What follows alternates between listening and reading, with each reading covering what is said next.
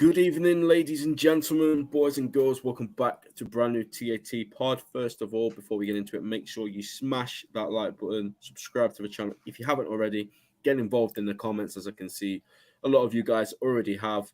And obviously, without any further ado, I must shout out our sponsor for the podcast, which is Your Foot Card. And we've all seen these cards. I've shown these cards on a lot of streams recently. These are all amazing, but these are old, guys. These are old news. You can still get them, but look what they're about to release very shortly. The brand new cards. If you're an Ultimate Team player like myself, you will notice that the cards are completely changing for EAFC, I think the game's called now. So you can go ahead and get the new ones. You can still get the old ones, but the new ones are coming very soon on August the 12th, it says there. So in 12 days' time, actually, you can go ahead and get the brand new design. So make sure you check that out. Use discount code TATPod at checkout. And show the guys some love. Mike, it's just me and you tonight, mate. How are you doing? I'm good, man. Listen, I like it. It's just me and you. The two main ones, man. Don't come on now. Weird, man. The McAllister and Sabas live podcasting, bro. It's this what we are. Listen, how are you feeling, bro? How are you feeling? Yeah, I'm happy, mate. I'm refreshed. I'm ready. I'm just ready for the season to start. The only problem is we don't have a DM, which we are going to get into later on in the video once we've discussed the game. But apart from that, mate, I'm ready. I'm ready for the bridge. Bring it on. Not the easiest of games to start, but let's do it. Big up Anfield lad. He says big up TAT. Saw the performance from the Reds today. I believe you won the EAFC, didn't you? If you did, let me know in the comments. But congrats, mate, if that was you. But yeah, very good performance, and we'll get onto it in detail just a moment. Ali says big up, great win and best performance in our preseason, 100%. Alexis Maka and Soboslai, we'll get onto those. But yeah, big up Ali. Who else is there? Redbird says big up y'all. Stefan says, man like Ben, how you doing, mate? And it was you, brilliant. Enjoy it, mate. If you're on Xbox or PS4 or 5, whatever, let me know. And we'll make sure. Well, if they've not messaged to you straight away, I'll chase them up. But yeah, congrats on that, mate. Let's get straight into it, Mike. So let's look at, first of all, the team that started the game, my friend. And obviously, it's pre-season. We know that this is not exactly going to be how it is come that Chelsea game. But I will say, I think you can kind of see that is almost the team that you'd expect to start at Stamford Bridge. Yeah, no, definitely. I think the only people you probably swap out, obviously swap Keller out for Allison and Clark out for Sabaslai, is what I'd imagine to be the players that get swapped out. With that being said, obviously, we were talking just a little bit before, and what we've seen in the first half with Jones playing in a different position to what we used to. We've seen Jones in the 6. Now, it's not a long-term plan, I'm sure, but at the options we have now, would you feel more comfortable with Jones playing in there alongside Trent in the pivot, or would you prefer Trent playing as the 6 and Bradley playing? What's your opinion on that? I'd much rather Jones in the 6. I'll be completely real. Seen Trent play there a couple of times, and look, I know it's in the pre-season, but I just think with Trent, we've seen what he can do from the inverted or even at right back or whatever. I just think it will take a lot away from his game. And if it is Jones at the 6, it's not ideal. Let's just make that perfectly clear. It's not me and Mike sat here saying that's what we want. Ideally, we get a defensive mid come through the doors tomorrow. He gets the last 2 games and he's ready to go. But it looks like that might not be the case now. I'm still certain a DM is going to come in imminently, this week, potentially. I mean, that's not any information that we have. That's just common sense, right? We've got 2 more games left. Time's ticking. We've got 2 weeks left until the season starts. It would be an absolute madness if a DM doesn't come in this week, Mike. Do you not agree? I agree, yeah. I think, I mean, everyone's probably wondering what's the hold-up with the Lavia deal, the last we all heard.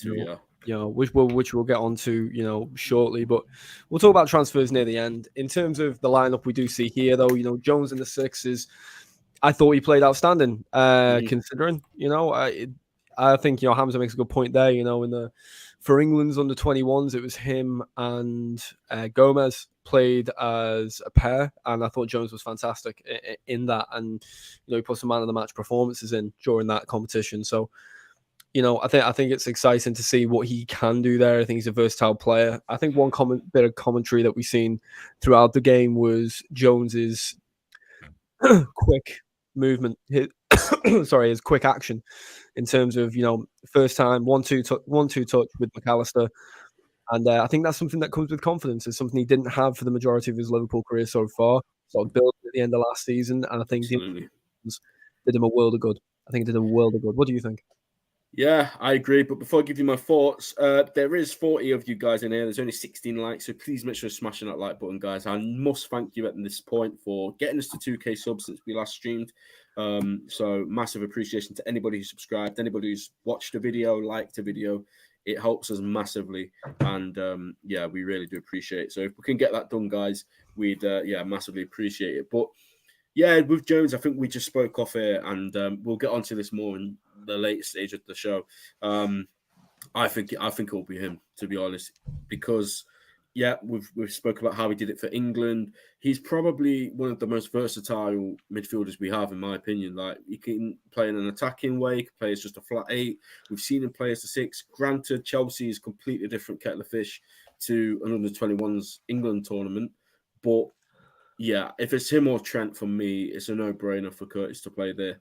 I back Curtis Jones wherever he plays, to be honest. And even if he's not as the DM, even if he's the 8 or whatever, I think this season, he's going to really put a marker down on his Liverpool career, and he's going to make a hell of a lot of people look very silly. And I'm not saying that start him every game. I don't think we should. I think there's a time and a place for Curtis Jones to play. We do want quality players to come in. We want, those top players to come in and start. But there is definitely a place for him, whether it be DM as the 8 or whatever. But yeah, let's move on from that just for now. We'll get on to transfers and stuff towards the end of the show. Early stages of the game, mate. Keller has tested straight away. And in the first 15 minutes, I didn't really want to go on Twitter because obviously watching it through LFC TV Go, everyone's at different times. One of the goals was spoiled because I was on Twitter and I seen it, and my connection is not great, as you guys all probably know. But yeah, when I seen people were furious, and in some ways I kind of get it, because the signals and the same sort of patterns in that first 15-20 minutes from last season were coming back again, Mike. But I then went on to say, and I want to hear if you agree with this, we've not made a defensive improvement, and we've now not got a DM at the club. What did people expect? Couldn't agree more. I couldn't agree more. I think the thing is as well, there's a lot of factors that play into that first 15 minutes. Leicester are sharper than us. They have to be, because they start their season this week. They've completed their preseason. So the 11 they put out today is a fully fledged, full strength 11. They're trying to treat this like a proper game for the simple reason they play in 6 days, right? They start their campaign. So you take that as one factor. The second factor is, of course, we're playing Jones in a position that, he hasn't played for us often, if at all, in the 6. The players aren't fully fit yet. People are still adjusting. So I wasn't too fazed by it. But social media is reactionary, 5 bad minutes, and if you go on the timeline after 5 bad minutes of football, they're going to be calling for the heads of every player. Exactly. So I stayed off it. I don't know what people were saying after the first 15. Thankfully, I didn't see that. I can imagine, because we were getting carved open very easily, and there are definitely some bad habits that some players still need to do need to kick. I think there's 1 or 2 players I'm not going to name that I think still, whether they're fantastic, world class or not, still look a little bit aimless at times, a little bit sloppy in terms of positioning. But these are things that get ironed out. We still looked better defensively than I think we did for the large parts last season. After the first 15 minutes, we settled in. I think the link-up play in midfield between Clark, McAllister and Jones was fantastic.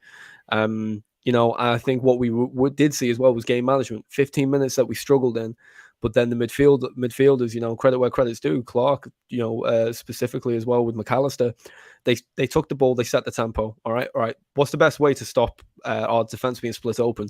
Get on the ball and keep the ball, and bring the game to our tempo, and that's what we did. And what do you think? Because that's what I observed after the first 15. Yeah, couldn't agree more, mate. I think it's just a matter of fact, like you say, Leicester are sharper than us. They've had their preseason schedule for like 4 or 5 weeks now. Like you say, their season starts a week today or yesterday. I can't remember whether they play on Saturday or Sunday, but their next game is a competitive game. That's the bottom line. So they are, in their sense, ready to go. And yeah, we look brilliant today for 70 minutes, but you can still probably say there's still room for improvement. And that's scary, mate, because we've scored 4 goals in every game so far. Granted, the first 2 games, the opposition isn't great, but you know, we look all right, I think. And we've in pre-seasons gone by, we've not looked anywhere near as sharp and as good going forward as this season, in my opinion. So I'm very happy about it. The start, of course, like I say, I understood where people were coming from, but when you factor in as well that they'd just flown to Singapore like 2 days ago, they're probably absolutely battered in terms of the jet lag and the what's it called. Just the way it wears you out. Like, I don't know if you guys have traveled, but honestly, when you go from place to place, Matt, you will know going to states all the time. Like, it does take its toll on you. And we're not professional athletes. We're not running all day, every day. So for me, I kind of expected it to be like that at the start. But as soon as we got our groove, obviously we saw the good stuff, which we are going to delve into straight away. And yeah, the rest of it was an absolute joy to watch. And there's a lot of players that we're going to talk about that I'm very excited to see now next season. So the first goal comes from a Diogo Jota turn, mate. Shoots at the keeper palms it out. Darwin Núñez, right place, right time, scores his 4th goal of pre-season, mate. And is that for you, in your opinion, is that, like we said about the potential team that's going to play at Chelsea, do you think, and I don't know if we are going to have a set front 3, to be honest, next season, but seeing how those guys played, the link up and all of that, is that the front 3 that you'd expect to play most of the Premier League season when available? I'm still not sure. Klopp made a really interesting comment after the game that I think seemed to go under a lot of people's radar, saying that, the defending starts from the front, because they were basically asking, whoever asked the question was asking about the front 3. They were saying, has Núñez put himself in the position? And the response that he gave was along the lines of, every one of the forwards is in contention. At the end of the day, they all know the basic starts with defending from the front, the press. Mm-hmm. So that's what Klopp's looking for in this preseason. I don't think he's necessarily looking for goals. He's looking for how you press. Are you pressing on the triggers correctly? Are you working hard off the ball? Are you helping create space? Are you helping close down space off the ball? And I do think Núñez's biggest weakness when he's off the ball, for me, is his positional awareness off the ball. However, I think during pre-season he's looked very good. I think he's looked very good in the press. I think he looked very good in the press again today against Leicester. He looked electric off the ball. When we had the ball, his movement in behind was fantastic. I think his composure for the goal that didn't stand was delightful. That was unreal. It was very Núñez-esque because even though we did chip the keeper with composure, the ball still looked like it was getting away from him a little bit. But it was fantastic from him. And yeah, listen, I think Núñez is in contention. I do think he'll start against Chelsea, which I say that, but I do think that would still be harsh on Gakpo because I think Gakpo is such a silky player. And there's every chance that Gakpo starts. I think we're in a position, right, where whoever starts, people will be, saying, he should have started in hindsight. That's fine. But whoever starts, no one's going to complain. You see Diaz, Gakpo, Salah. I think the only player that's guaranteed in that front 3 is Salah. That's the only player. Good. To be fair, I did start to think Gakpo is guaranteed as well. Towards the back end of last season, I feel like there was a period that we all sort of collectively saw and thought, okay, Gakpo's here now, and you can't really take him out of the team. But having said that, going into a brand new season on a clean slate, like we've just spoken about Núñez, he's come into this preseason.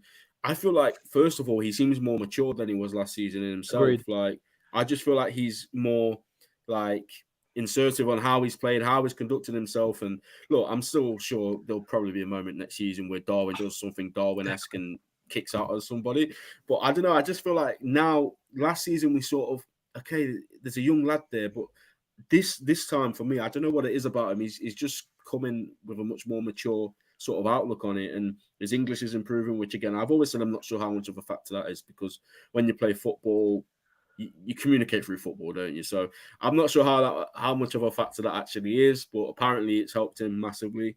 And like somebody said, since he's had that number 9, he's just been absolutely boss. And the front 3 for me, we're in a great spot, mate, because I'm not disrespecting Shaqiri, I'm not disrespecting Origi, but there were times in 1819 and 1920 where we just thought, okay, if we had just like one more like a Riyad Mahrez or somebody like that to come on, like somebody of that caliber, then we'd be absolutely fine. And we didn't. When we turned to our bench, the quality was significantly worse. Now, if you take Salah out of it, there's an argument to be had that the rest of those guys are on the same sort of level right now. Yeah, Some of them will probably spurt and overtake others, but right yeah. now, as it stands, you've probably got Gakpo, who's been the most impressive out of all of them since he's come in my opinion. But then again, that might be harsh on Diaz, because when Diaz came in, he wasn't unreal as well. I think But it's my harsh on bottom line Jota. is, mate, I think it's harsh on yeah, Jota. Jota. Sorry, I Yeah, forgot about exactly. Jota. Yeah, but my bottom line is, mate, Salah, like you said, he picks himself. The rest are up for grabs. Jota, I think, is doing a really good job at guaranteeing his spot. So it's a great position to be in, isn't it? There's no need Yeah. to worry about it. Yeah. Yeah, I think a conversation I was having with my brother the other day, they all bring something different. I think it's the first time, in my memory of Liverpool where all our attacking options are just world class. Like they are world class for me. I think they all have world class qualities. I think Nunes is looking less raw, which is what we're talking about really. When we talk about his composure, is his timing of runs. He's looking less raw, and that was our biggest criticism of him last year. We kept using the word raw to describe him.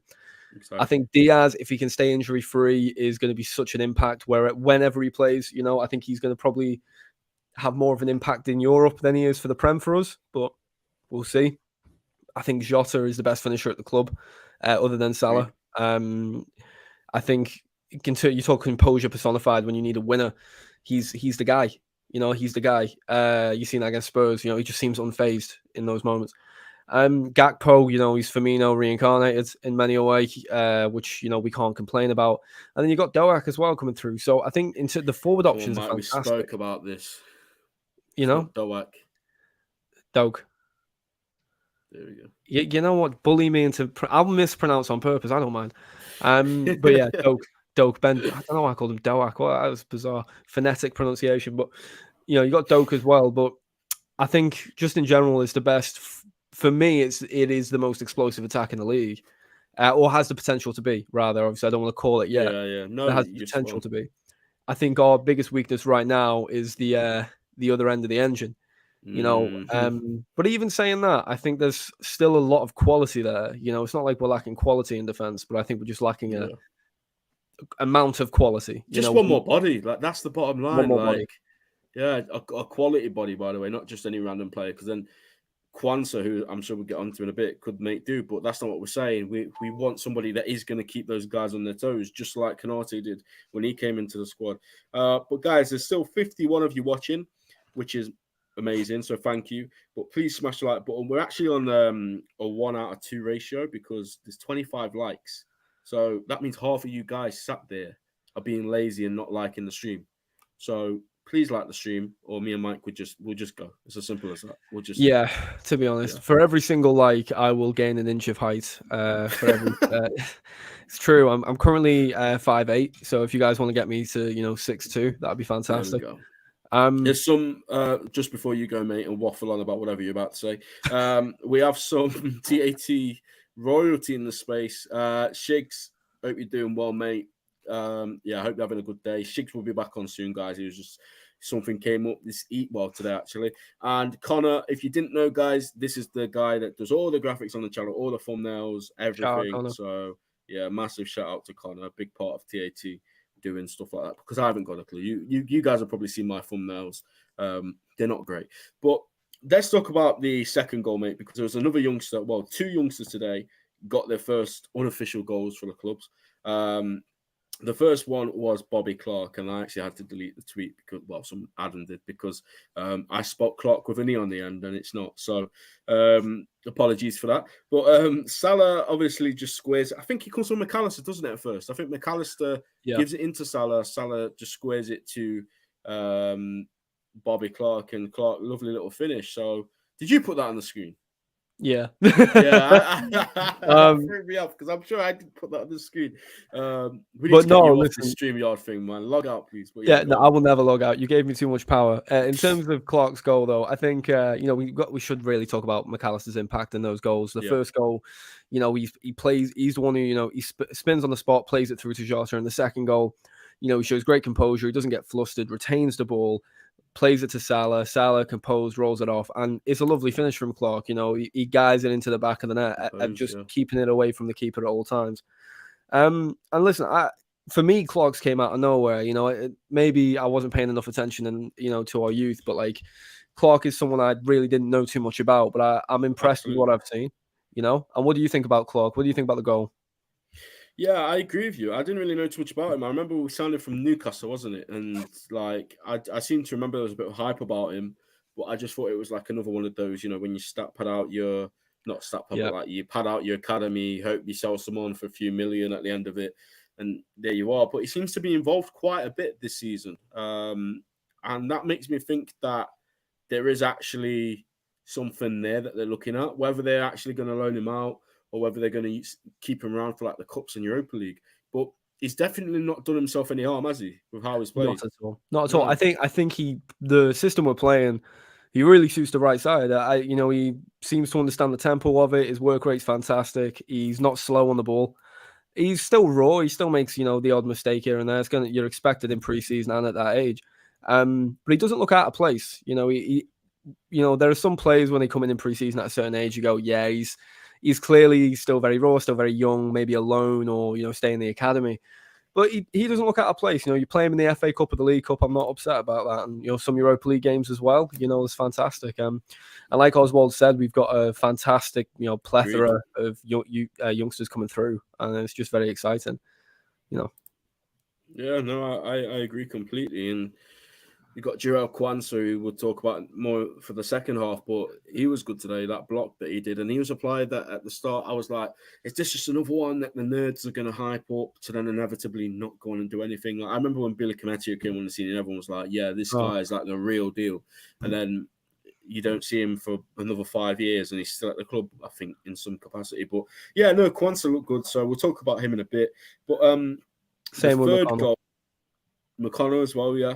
The third goal was just another brilliant cross from Salah into Jota. It's like a 1-2, wasn't it? Jota gives it to Salah, then Jota Yeah. makes the run. Salah whips one in to Jota, lovely header. And I think that side of Salah is very underrated. I don't think it's spoken about enough, like his link-up play and his assists and all of that kind of stuff. So, yeah, Mm. I think what you said about Jota earlier was spot on, mate. And I'm actually ashamed of myself that I forgot about Jota when talking about the sort of guarantees in the team because listen, Jota, like you say, since he's come in, mate, he has been bar Salah, the most clinical player in the club, hasn't he? Without a doubt, yeah. Listen, Jota has came in. The phrase "coming." He's coming clutch. He really has. He's won us some big games. He performs in the big moments, and he's got the venom about him. He's got that aggression Yeah. in him that I absolutely adore. We love it from Nunes because it's hot on the sleeve. But when Jota gets riled up, like you see against a Tottenham or was it Leicester, like these kinds of teams, I absolutely adore it. And just in terms of, his performances, he's done himself no harm. And I think after him and Diaz spent so long on the sidelines last season, like all these players, they've got a point to prove. And you can see that in the play. You see that in the way we played in preseason. I think Salah, for example, I mean, listen, Salah's been our best player for years and years and years, head and shoulders above everyone in a lot of aspects. His creativity has came on leaps and bounds in the last couple of years. And I think the older he gets, he just seems to become more and more cultured with his quality.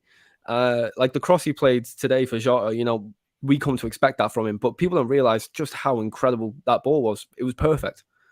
And, he just looked up, quick glance, straight through, perfect.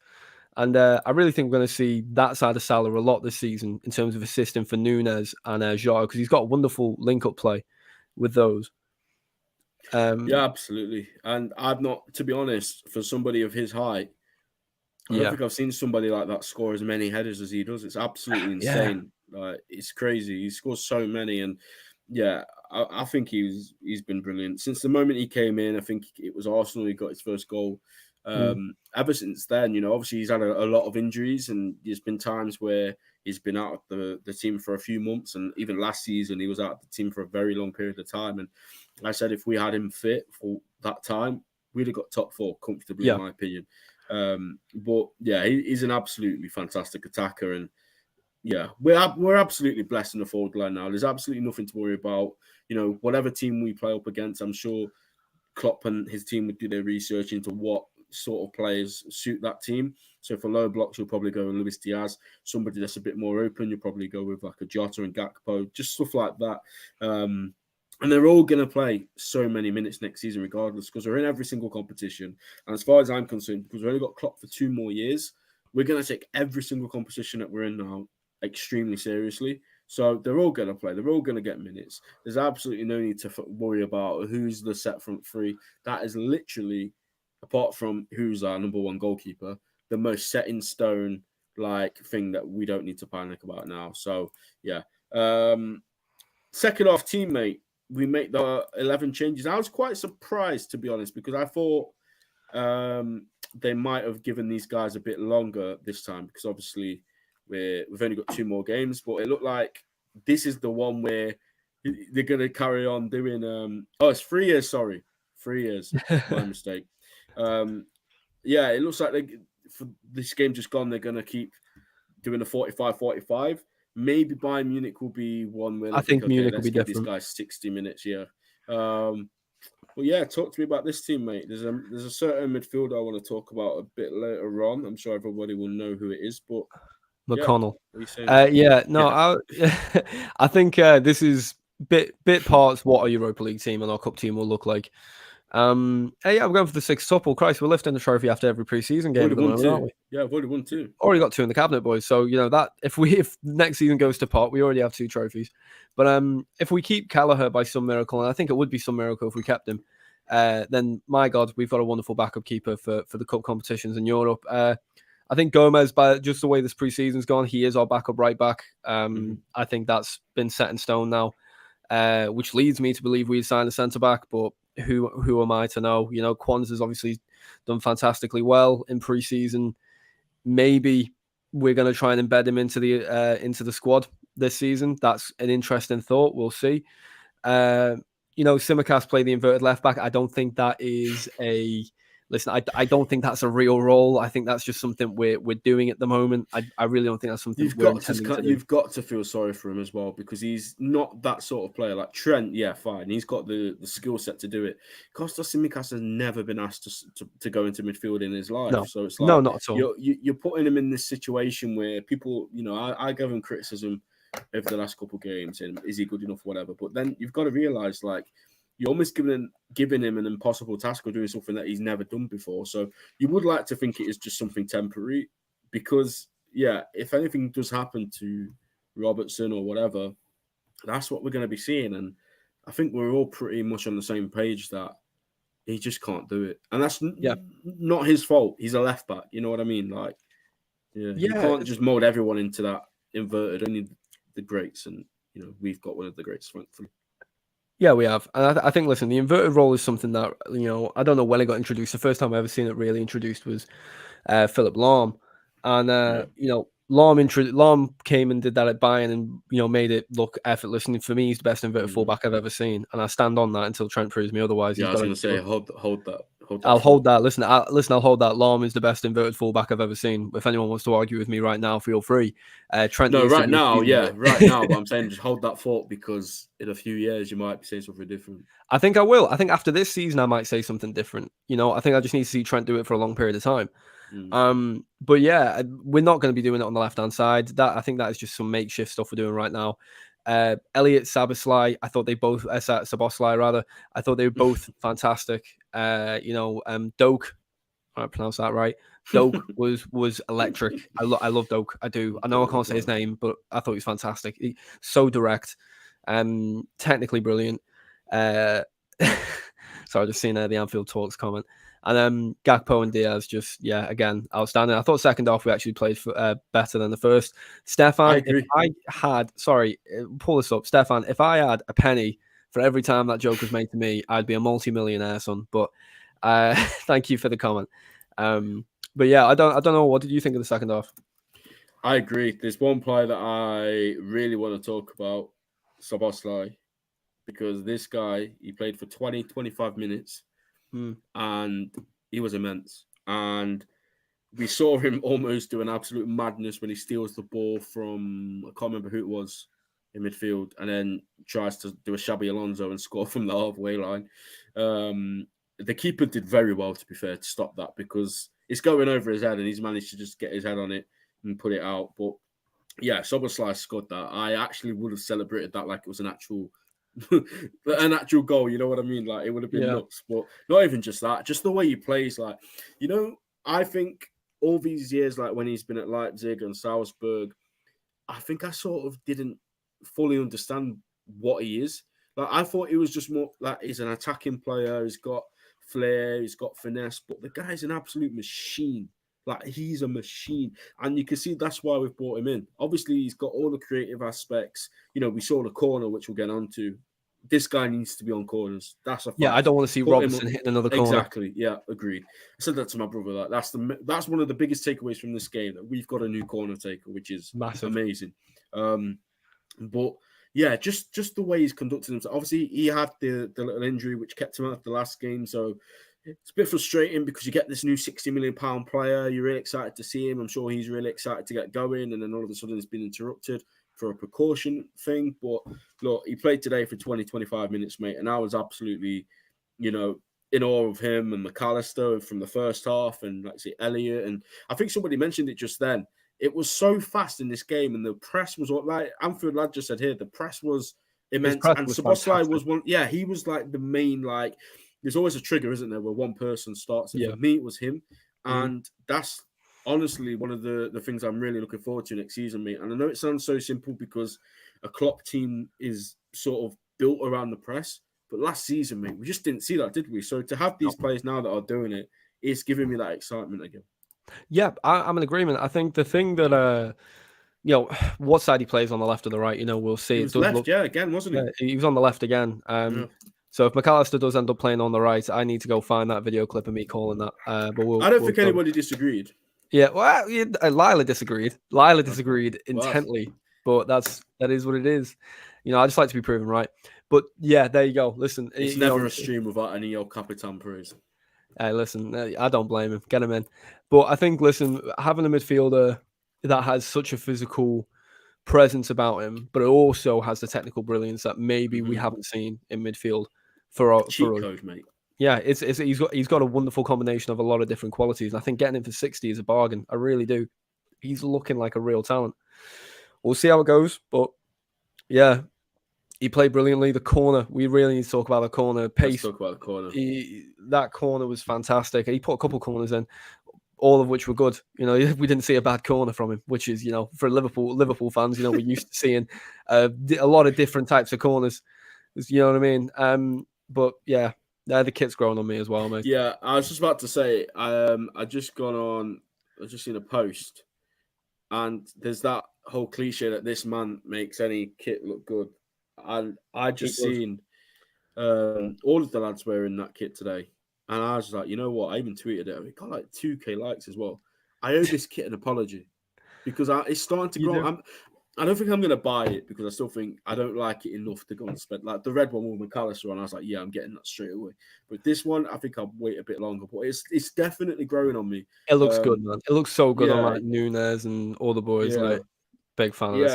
A lot of people are saying, oh gosh, yeah, let's talk about this. Aspas's corner. We've come a long way, haven't we, from that? Bro, that's a scarring corner.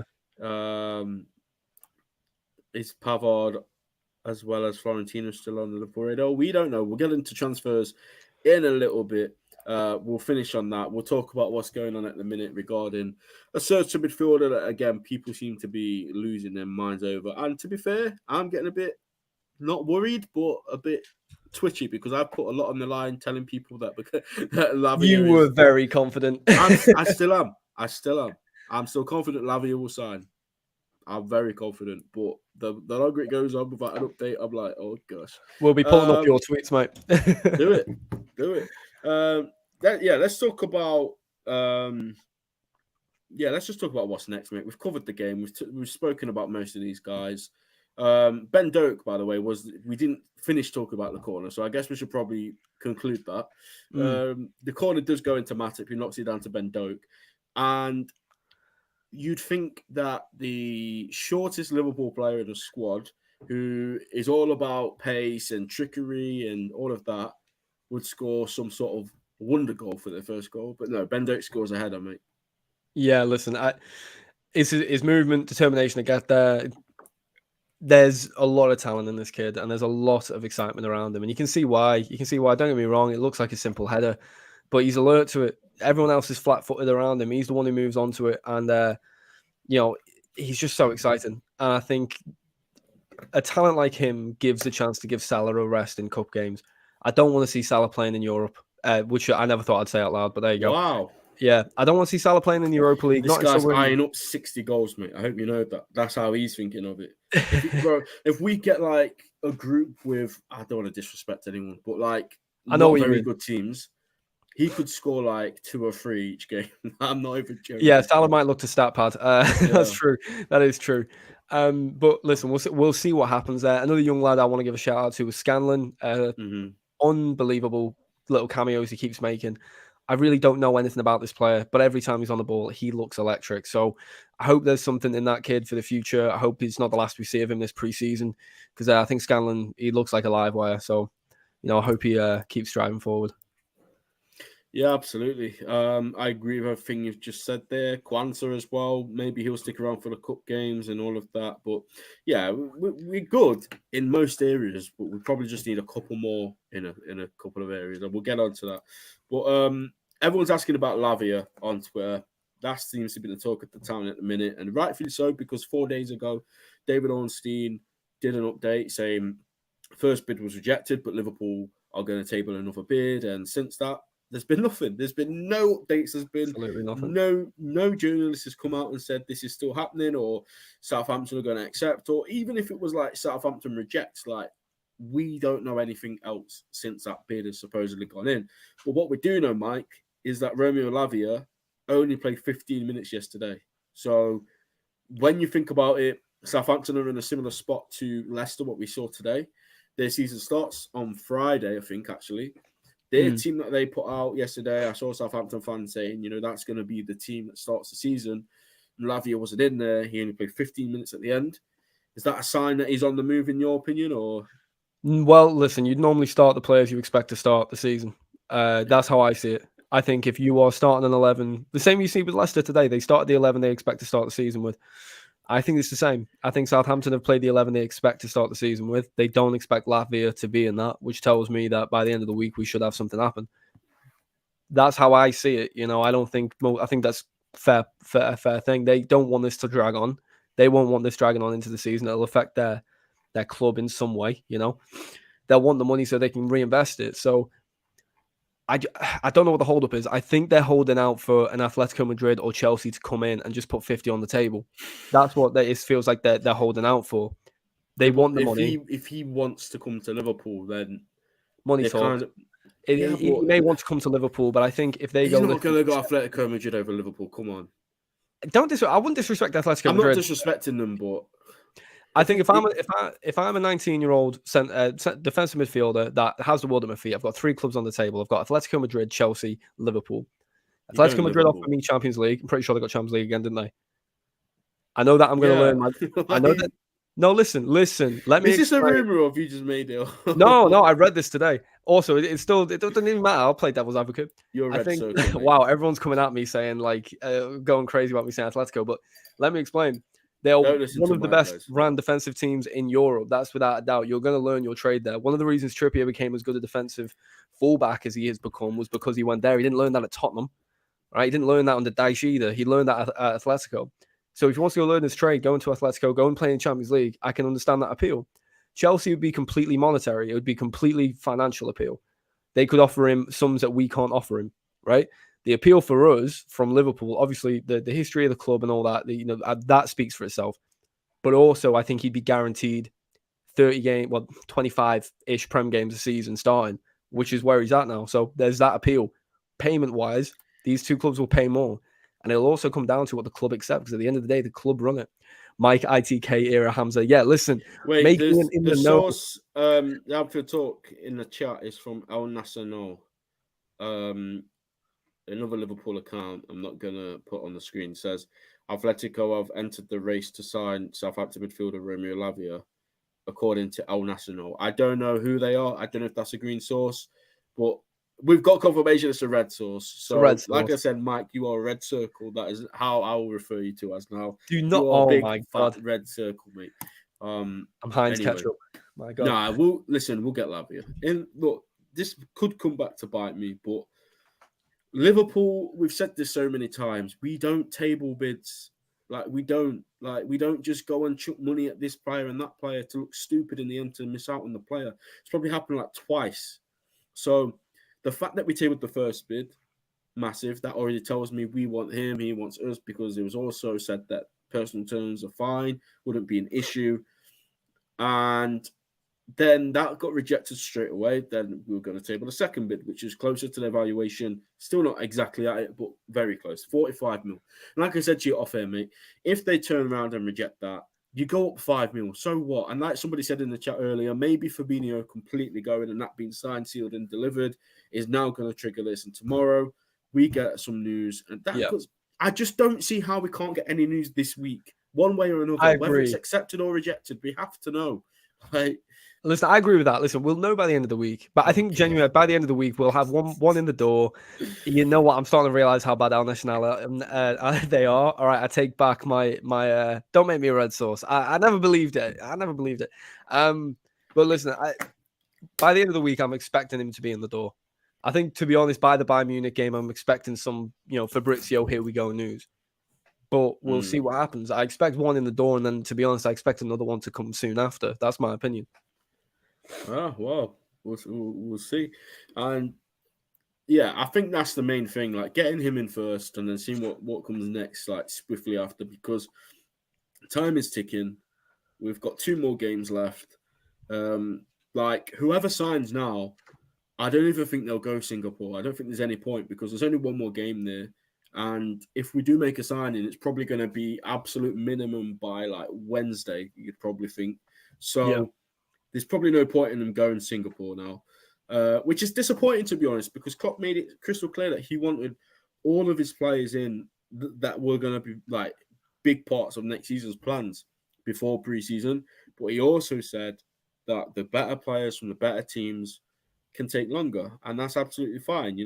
If we get Lavia and he's not ready to start at the bridge, the fact is we'll get Lavia, and he'll be in the team. You know what I mean? So, look, if that's what it has to take now, absolutely fine. But let's talk about the centre backs as well, because a lot of people have been talking about this, and rightfully so. I don't think this has really been reactionary off today's game, because obviously we even said last season, we've said it so many times, we need another centre back. But are you concerned at the lack of centre back links that we're getting? I mean, there's been a lot of talk about Levi Colwill. Let me just say it right now, forget about that. That's not happening. 100 million or 80, 90 million for him, never going to happen in a million years. So apart from him, mate, there's not really been too much talk. So is that a concern? It's a similar situation to the 6. I think there isn't a market right now for these types of players that we need. We the type of centre back we need a left-sided centre back that is good at progressing the ball. The only ones on the market that are actually on the market, so not just players that exist, but actually on the market. You've got the lad that City are signing.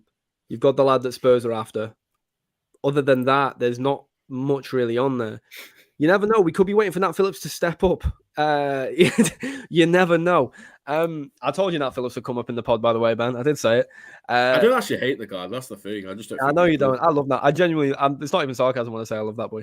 But genuinely, in terms of centre backs, the market isn't strong. It isn't. Like, if people want us to sign a centre back that's going to suit, we're going to end up with either Gay from Crystal Palace, which I'm not mad at, but I wouldn't want to keep somebody for. Yeah, Gay, right? That's his name. Guy. Oh, you know who I mean. I was thinking the Gay. The pronunciation of the name. Don't worry about it. Defensive midfielder, the centre back. Move on. You know what, Ben? I'm not even having this from you. Everyone else knew who I was on about. It's fine. Guehi. Gay. It's not. It's definitely not Gay. We got Gay from Everton.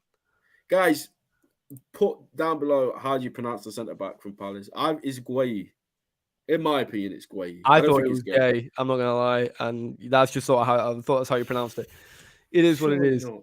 Everyone else has corrected me. I stand corrected. It is what it is. Gueye. See, There are I 59 don't people miss, listening to mate. I me don't doing this miss. now. I'm gonna move on. Gueye, all right. I'm moving on. Gueye, my bad.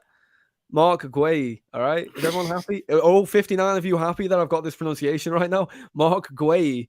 All right, I'll go with Ali A's pronunciation as well. Gahai. All right. What is that? God. Gahai. All right. Is that Nah. better for you, man? Okay, listen, him. All right. And then you've got just everyone in the chat now. My God. You got Pavlovic as well. I'm just pronunciations in the bin now. The Portuguese centre back. I'm not even going to try it just because you'll tear me apart. Inacio. That one's quite Inacio. easy, mate. See, Yeah. I was going to say that, and I thought I'd get it wrong. But the market's not really there for the centre back. Is my point. I mean, is there any centre backs that you know are actually available that we could get? Because Inacio's not actually available. They don't found want Antonio Silva on FM. He's pretty good. You see what you just said? Antonio Silva on FM is pretty good. Is he available? We was linked with him before, to be fair. I think it was a lot of money they wanted because he's supposedly like the next big thing, like the next one that's going to take off and explode. So I don't know. I agree with you, mate. To be honest, I only really watch Liverpool these days because I just don't really have time and the effort to watch other games. So you'll get all these tacticos and nerds and experts say like all these players, and that's great. But come on, man, you've not watched some bloke in the French league play for Marseille. Like you haven't. Like you know what I mean. So as far as I'm concerned, mate, the guys that do have that analysis and do their research, I've always put faith in them that they'll get the right players because we don't usually miss. Even with Nunes, people say, "Oh, that's like one of the biggest flops." No, it's not. Like because he's going to turn around and he's going to prove everybody wrong. So, yeah, I honestly think that they'll get the right signings in. If we don't get a centre back, it's a huge gamble because if one of those guys goes down, then it's back to Matip or Gomez at centre back, which, yeah. Well, here's the thing, isn't it? Even if they like Canate goes down, Matip or Gomez step in, and you know what? I'm not bothered by that. I think my issue is if Van Dijk goes down. That's the thing, because I don't mind in the cup games playing Kwanzaa or playing a back two of Matip and Gomez. I don't mind that in Europe. I don't mind that in the FA Cup, League Cup. That's fine. I think the issue is a third centre back of when Robbo drops in that shape. We don't really have anyone that can really play that. I agree with Hamza. I think that's wonderfully said. To be honest, I'd change good to great. We do great business, but we just don't do it enough. Yeah. We don't. But we've just put 80 million into the stadium. The way this club's run, we've just put 80 million. We're not nonsense. I know, but it is what it is. No, not that. How have they not got it ready yet? You know what I mean? Like, well, supposedly we had a war chest of 250 mil, is what I heard, or what was being reported. Again, as we've had every summer, war chest. I'm tired of hearing it. I'm tired. James Pearce loves the phrase war chest. I've got nothing against James Pearce, but he just uses the phrase war chest a lot, and it is what it is. What are we on at the minute? 95. Yeah, it's a long way to go. Yeah, exactly. Now, don't get me wrong. Latvia 50 was what it'll probably end up coming out to, somewhere around there. There's a good investment, and to be honest, mate, we would have bought those three lads in for the price, if not just a little bit more than Bellingham, and I'm fine with that because I think that's great investment. 1 minute. I've never put anybody in timeout on this channel, Stefan, but you're very, very close to being the first ever TAT pod viewer to go in timeout. You're on thin ice, my friend. I want you to think about what you just said. I just want you to think about that comment. Now, it's not against Harry Maguire, not against him, but no, it is. It's everything against Harry Maguire. Let's get that perfectly clear. It's everything against. He was good for England. It is what it is. Was he? He was. I knew you was joking, mate. I knew you was joking. Yeah, Stefan, I don't think you were joking. But moving on with a few headers, mate. Great. He did score a few headers. Defender. In terms of centre back, so the market's very, very slim. I think if we were taking a punt, we'd have to go sign some unknown young lads to bring through, or some vaguely unknown. You know what I mean? Like someone who's thrived in the German league, or just someone that we haven't been linked with yet. And that's what I think we'd end up doing. But we'll have to see. Would you take Pavard? I mean, it doesn't solve the centre back option, does it? He's a right side. He's played the inverted. He's a right back. And I don't know who this man is that runs the account, man, but I'll show you after the stream. you know what? No, keep it a secret. I like not knowing. Tyra Mings, no. I don't want some Aston Villa centre half, respectfully. Yeah, I don't know, to be honest, but there's definitely plenty out there that can come in and make a difference and go on to displace the guys that have done so much. I mean, Virgil probably got him at, not even at his peak, because he's probably coming out of his peak now. Let's be real, but we've probably got him around for another 2 seasons. We need to start looking to the future, and it was a brilliant start with Konate. It was an absolutely fantastic start. Konate is going to be world class, and it kind of stops after that. And we're going to lose Matip next season as well, so we're going to be left with Gomez and Konate, and then a bunch of kids. So yeah, we have to speed this up, because I think it would be a disaster if these guys left. Like, say Virgil goes, and then we're scrambling around for centre backs. We need to get them in whilst Virgil's still at the club, because I think that's massive for Konate as it is. So get the other one in as well, and then get Lavia. And I'm pretty happy with that. People will still say we're short in midfield, but look, it is what it is. As far as numbers go, I don't think we are. I think in terms of experience and leadership, yeah, I think that's where we lack. But listen, we all asked for change, didn't we, Mike? We all, like Klopp alluded to it, we all asked for these changes. So now the changes are being made. We can't exactly complain. I think as long as the changes do happen, let me just say. Yeah, everyone asked for a midfield overhaul, and I don't think anyone expected to get the type of overhaul we've got. I think we all expected to still be left with 1 or 2. And we've got the complete overhaul that I think a lot were asking for. If we bring Lavia in, the centre back that I just thought of there now, I'm not actually sure if he plays on the right or the left, but Tomori would be fantastic. I think he's a lot of money, though. He would be a lot of money, but he's someone that I haven't seen enough people talk about in general. But Tomori would be fantastic. I think maybe it'll be interesting to see what we do. And I think if we go for another midfielder, I'm starting to lean towards Tyler Adams after if we sign Lafia. A Tyler Adams-like player, someone you spend 20 mil on, he's a squad player. He will put a shift in. That's it. You know what I mean? Just like a solid squad player. And you'd end up selling for a similar fee. Yeah. Big up, Sam. This is the face behind, well, not the face, but the man behind our matchday graphics. So if you saw my tweet this morning about get your breakfast, the Reds are playing today, this is the lad that made the absolute masterpiece. So big up to Sam.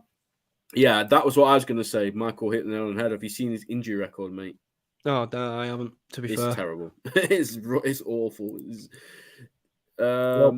Was the Horsburgh query true? I absolutely doubt it, to be honest. No way we're going for I've seen a few people speak about him, to be honest. Yeah, it's bad. But let's just move on to the next one before we wrap up things, mate. We've got Bayern Munich on Wednesday, I believe, at lunchtime, 12:30, I think the kickoff is. Again, we're going to have to procrastinate at work, aren't we, to watch that one. But, yeah, I'm excited for that one, mate. The first big test, isn't it? Yeah, exactly. And I'm not worried about the result in that game. I'm really not. Win, lose, draw doesn't really bother me. It's preseason. What I am focused on is, the defensive shape, the shape of the team. Yeah. And just if we do get blessed to see Szoboszlai and McAllister start in the same midfield, how they play together and how they link up with the front three. It's an exciting time. And I know some people are pessimistic, some people are worried naturally so, but I'm just very excited. I think there's a lot of free swings. There's free swing at Europa. It's a free swing at the Prem. It's a free swing at all the cup competitions, because I think anyone that's being realistic goes, right, top 3 and a good cup run along the way in a decent season. Title charge, mate. Come on, man. We're not in a position for a title charge, man. If we get Lavia on the centre-back. Yes. You know what? I'll back you. If we get Lavia and the centre-back, I'll back us for a title charge. But I don't think you know what, Mike. You know what it is with me. People will moan at me for saying this, but and they go, "Oh, you say it every year." Yeah, I do, because what's the point in? Oh yeah, we're just gonna get 3rd or 4th this year. Great, no, even if you don't believe it, just say yeah, we're going for the title. Have some fun. You know what I mean? Why is everyone so boring these days? I'm not saying you, but everyone's just so quick to write us off. And I actually did a tweet the other day. I like it when it's like that. I like it when Liverpool are the underdog, because nobody expects it. And when you don't expect this team, Mike, that's when we go and do a madness. Nobody expected us to get 97 points and win the Champions League in 18-19, and then they said, "Oh, they're not going to do it again." Guess what Yeah. happened? We won the league the season Bro, after. So I'm with you. Listen, I'm with you. I'm gonna say this though, because I just seen Anfield Talk tweet it. Oh, sorry, messages there we about it. go. Right, Yeah. right. I'm gonna say it. I'm bored of this. Right, I'm bored of the we Nah. nearly won the quad. No, I'm bored of it. You all know why I'm bored of it? Because we didn't. And it's not a Yeah, but negative. come on, like But mate, it's not a a negative when I say it. Gundogan goal But and a I'm Sadio so Mane hitting tired. the post shot away from I winning the know, quad. but bro, it's like, all right, like is I'm not gonna come up with like some silly metaphor, but like I'm just tired of it. Like it's great, yeah, we nearly did it. We didn't do it. Let's focus on what we did do. We did a But good double, and we had a you great. take that season next season, Of course, I would. and you'd say it's been a bloody good season. There you Yeah, are, I then. would. So I never said it was a bad season. What I'm saying is I'm tired of whenever we talk about Liverpool, our fans, instead of talking about what we have done, they go, we nearly won the quad. yeah, no, I agree with that. Because like I think when we nearly won the league, when we hadn't won the league, right? And we kept coming near, we We kept nearly finishing. won the league. Right, everyone would be like, "Oh, we nearly won the league." Yeah, well, guess what? We haven't. Right, we haven't. Arsenal nearly won the league last season. Guess what? They haven't. You don't get a We trophy for won that, the or you don't league. get a pound We back. nearly won the league. Yeah, innit? Like it is what it is, right? And it's all the nearlies. I don't mind it, but like it becomes tiresome when people use it as a legitimate argument. Like the legitimate argument is, yes, we got 96 points, 97 points. We got to these many finals. We played fantastically in three of the four finals, right? Great.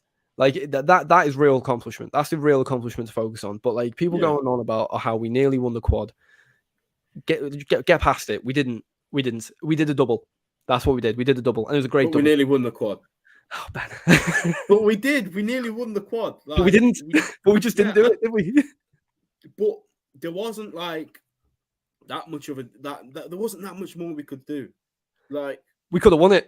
no, what we could have done is defended a bit better against City at home, and we would have won the quad. It's Well, all we the would have fine won the treble margins. at least, and then It's the fine Real margins. Madrid. Exactly. So Yeah, look, listen, I think next season's gonna be it's gonna be one. good. As long as we get a DM in, which we will. Klopp said it so many times. We're obviously not going to sell Fabinho and not get one in. Like even if it's Lavia, even if it's somebody else, we'll get a DM. I'm pretty sure it will be Lavia. And he's brilliant, by the way. People will talk about his experience and stuff. Yeah, it's a valid point. But, you know, Trent Alexander-Arnold was 18 when he came into the team. People were saying the same thing about him. And look what happened to him. So, yeah, let's wrap it up there, mate. We'll be back after Bayern Munich Wednesday evening. We'll probably do the same time, 7 p.m. I think that's the best time to do it. We always seem to pick that time. So make sure you're here, guys. Make sure you smash the like button down below if you haven't already. Subscribe to the channel. Turn on notifications because, again, we're going to go ham next season with content. And we will see you next time, guys. Take care. See you guys.